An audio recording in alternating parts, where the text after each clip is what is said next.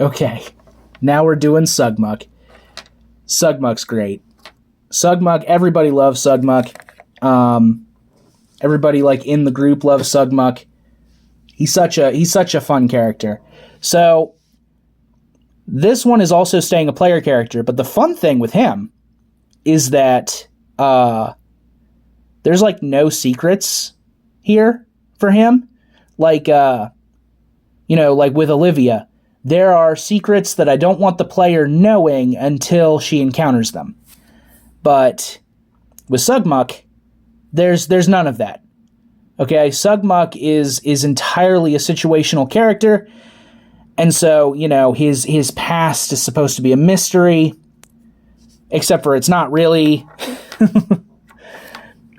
His future is a mystery, except not really. And so, I can talk about him at length, but Sugmuk is a really cool character. So, just to get it out of the way, he's using Namor feet. The body is one of those, what is it? It's like a brother, from the Jedi games, not Survivor, the one before that. Anyway, he's one of those like yellow Darth Maul figures. So, I threw so many of those guys off a cliff in the game, but man, they were so annoying. But I really enjoy how he came out. Every time I go back and add more to him, it works. This character is an insane man. All right. I'm going to get this part out of the way. It's going to be the most controversial thing about the character because it's probably the most controversial thing I've done. But I think there's good reason for it, right? So Sugmuk is a Native American. You'll notice that he looks evil, insane, and has horns. He's the only one that looks like this. I decided to make tieflings Native Americans. Now, I did that because in Western tropes and Western movies and Western, anything, the native is often demonized, right? The thing is, in a world where you've got dragon people and robots and like cat people walking around, right? Why would you still be racist to people? Like there are legitimately other races now. Why is the human race still, racist amongst themselves? Well, basically I've rationalized it as because that's just how people are, right? And slavery was a thing of ease, right? The reason that Africans were enslaved so commonly at the time was because they were cheap and they were easy to get. They came up with extremely racist ideas later to justify it, but that was never the core reason. It was always a core business decision. And so, the Civil War is still fought over slavery. It's still, black American, human slaves. There will be, other slaves, obviously, when you have a great pool of races to pull from. But I thought, how great would it be if the natives, who are already demonized, right, actually looked like demons?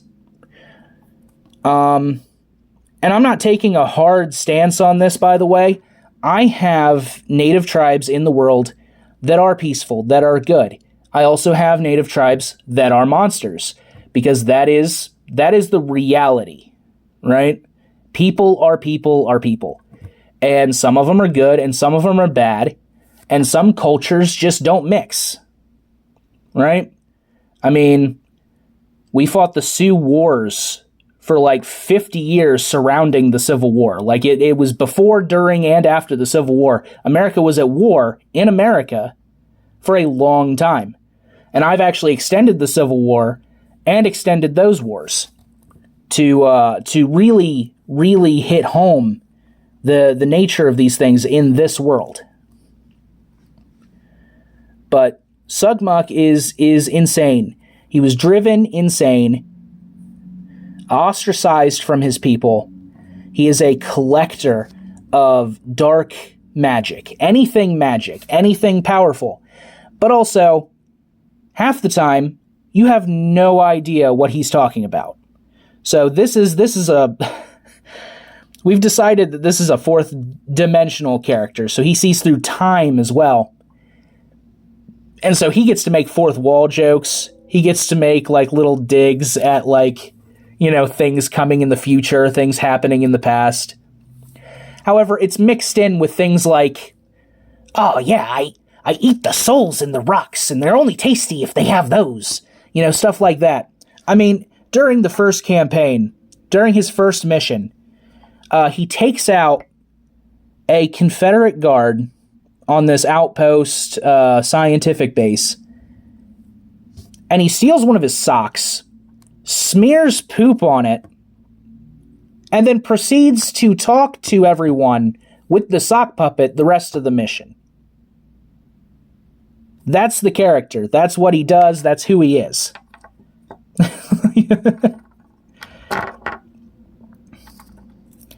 Now, part of the original design was he had a skull mask here over his face, and then he had a goat skull that he wore as a hat.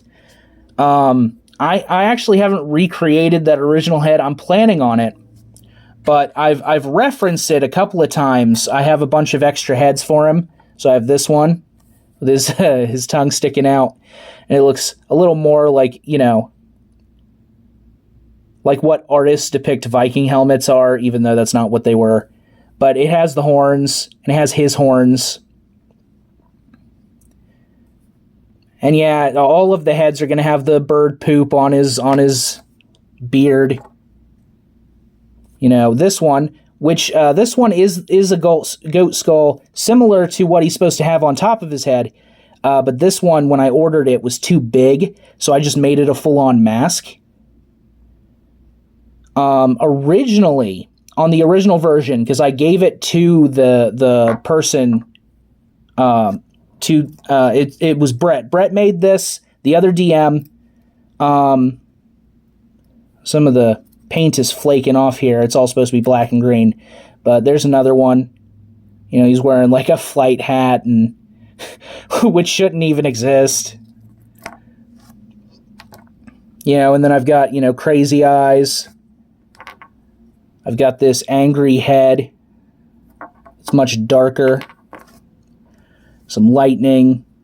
And then I actually saw some art that had this, and I was like, that's totally something the Sugmuk would wear. So I made the head, and I made him a little ayahuasca pipe. It's just, he's such a fun character to work with. Oh, another one of his main things, because the sock puppet wasn't weird enough, right? So he has this ability, Soul Cage, so he can put souls inside like inanimate objects to talk to them. And so what he does is, like, normally the first person he takes out, he throws in a badly taxidermied rabbit that he names Jack, and then talks to Jack the entire time. And normally the conversation is, all right, Jack, where do we go next? Ah! Ah! Ah! Ah! What have you done to me? Stuff like that. So, and that's normally the entire conversation. The point of it is not to get information from the guy. It's just to have that guy screaming the whole time in the background. He's a great character. I love him. Everybody loves him. Brett makes some of the best characters. There's another character that I'll be talking about down the line that is based on one of his characters. And he made this joke character once, and he's just like permeated into every single one of our campaigns somehow. And he's like, you never know what's going to stick. You make something some stupid throwaway thing, It's like that Boblin the Goblin meme. It's like, no, we're adopting him forever now. It's like, oh, come on. But Sugmuk is great. I love Sugmuk. And this is not even the last time we're going to talk about him. I have 2 other versions of Sugmuk. Past and future. Oh, you know what? Hold on 1 second. I'll just go get the past one right now.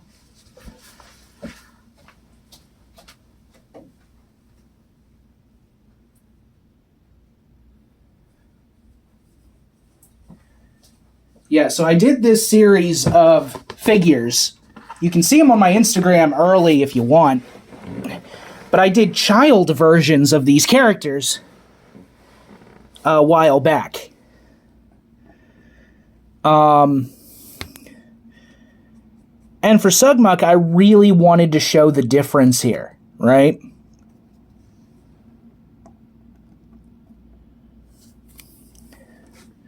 So he's basically a repainted short round. But this is what my other natives tend to look like. Tieflings, a lot of people don't follow the rule and make like blue tieflings and stuff, but generally your tieflings are supposed to be like normal skin tone, shades of red and orange and yellow and stuff like that. A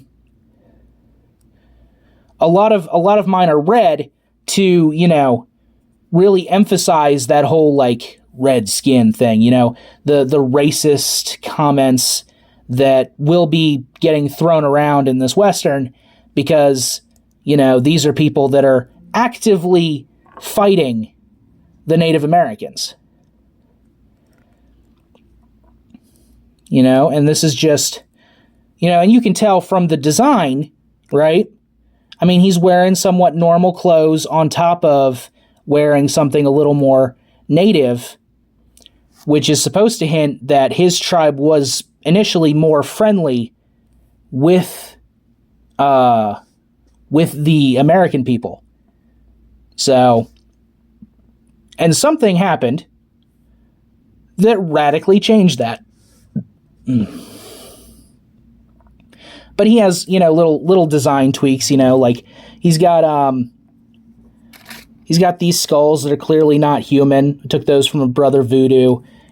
He's got chains. Originally on older versions of the figure, I had actual like manacle and like full-on chains that came down. But it makes, whenever you put real chain on a thing, it just makes it really weird to mess around with. Especially if you want to be able to pose them. But the initial idea is that Sugmuk's been cursed. Of course he has. Look at him. Sugmuk's been cursed, and so there's this other thing that he does where he looks like he's swatting at gnats, but there's nothing around him and you don't know what he's doing. It's because there's invisible fairies just attacking him regularly. And so that's what the chains are for. They're to hit these invisible fairies with.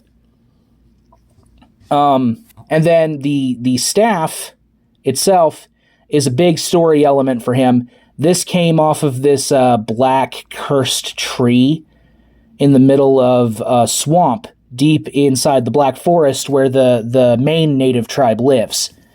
And he stole it. Because of course he did. He stole it. He stole from the Great White Serpent and from its host who lives in that swamp. And so there's this whole extra storyline where they're trying to get the stick back. It's very dangerous for it to be away from the swamp, for it to be anywhere. And obviously he doesn't care. He doesn't care about the ramifications. He doesn't care about what's going on with that.